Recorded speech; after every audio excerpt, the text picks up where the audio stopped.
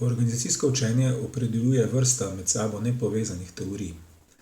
Da bi dobili celovito sliko o tem, kaj organizacijsko učenje je, velja zato upoštevati mnoge vidike. V literaturi, na primer, opredeljuje organizacijsko učenje kot prilagajanje podjetij zunanjim spremembam, kot institucionalizacijo izkušenj v podjetju, kot orodje za izmenjavo znanja ali za razvoj baze znanja v podjetju, kot vir inovacij, kot sredstvo za doseganje sprememb v stanju znanja, v organizacijski strukturi ter v poslovnih izidih in podobno. Organizacijsko učenje je kontinuirano potekajoč proces učenja na ravni organizacije. Da pa bi sploh lahko potekal, ga velja institucionalizirati in do določene mere formalizirati. Primeri formaliziranih sistemov organizacijskega učenja so na primer osnovani na učenju za uporabo sistemov strateškega načrtovanja, menedžerskih informacijskih sistemov, kadrovskih informacijskih sistemov, proračunskih sistemov in tako dalje. Torej pogosto na tako imenovanih sistemih menedžmenta znanja. Poleg formaliziranih sistemov organizacijskega učenja pa lahko v podjetjih potekajo tudi priložnostne učne pobude, kot so na primer sveti za strateško odločanje, neformalna informacijska omrežja in tako dalje.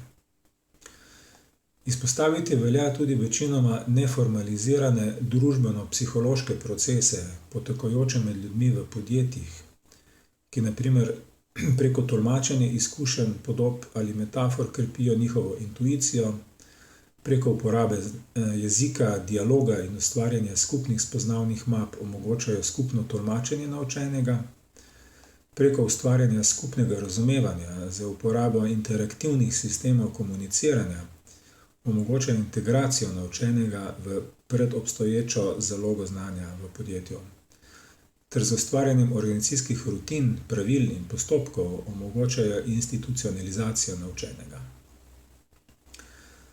Organizacijsko učenje v literaturi opredeljujejo kot kontinuirani proces odkrivanja in popravljanja napak na ravni podjetja, ki pa jih kot neskladja med pričakovanimi in doživetimi reakcijami okolja zaznavajo posamezniki iz tega podjetja. Da bi do tega prihajalo, seveda mora med zaposlenimi v podjetju obstajati skupno razumevanje vzročno-posledičnih povezav med dejavnostmi podjetja ter odzivi okolja. Kot lahko sklepamo iz ravnokar povedanega, gre pri organizacijskem učenju tudi za neprestano preizkušanje in za preoblikovanje doživetih izkušenj posameznikov v skupno znanje podjetja. Pomembno pa je, da se tako pridobljeno znanje zapisuje v različne oblike organizacijskega spomina, tudi v organizacijske rutine, tako da se znanje ne izgubi. Nekateri organizacijsko učenje opredeljujejo kot kontinuirano obdelavo informacij, kar je seveda pomemben proces pri pretvarjanju izkušenj ali ugotovljenih neskladij med pričakovanji in odzivi okolja v različne oblike organizacijskega spomina. Obdelava informacij v takšnih primerih lahko poteka podzavestno, z vidika organizacijskega učenja pa je dobro, če tudi na zavestni in formalizirani ravni.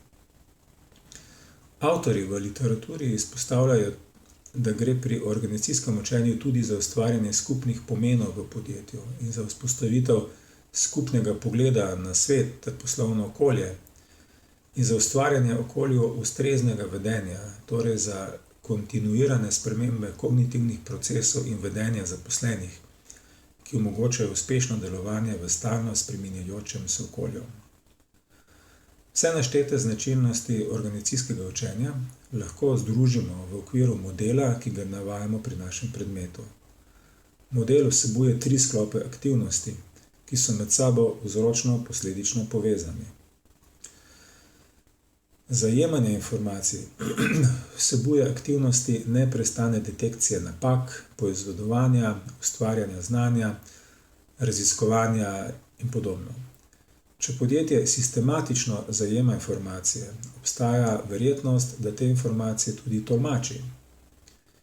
To pomeni, da na sistematičen in formaliziran način obdeluje informacije in ustvarja skupne razlage zajetih informacij, ter tako nastalo znanje prenaša po podjetju.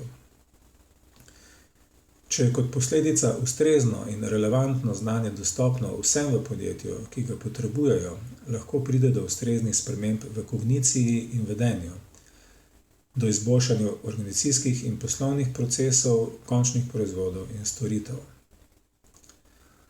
Morda velja na tem mestu izpostaviti, da obstajajo različne globine učenja. Površinsko učenje, tako imenovano učenje v enojni zanki, se običajno nanaša na drobne, površinske spremembe vedenja.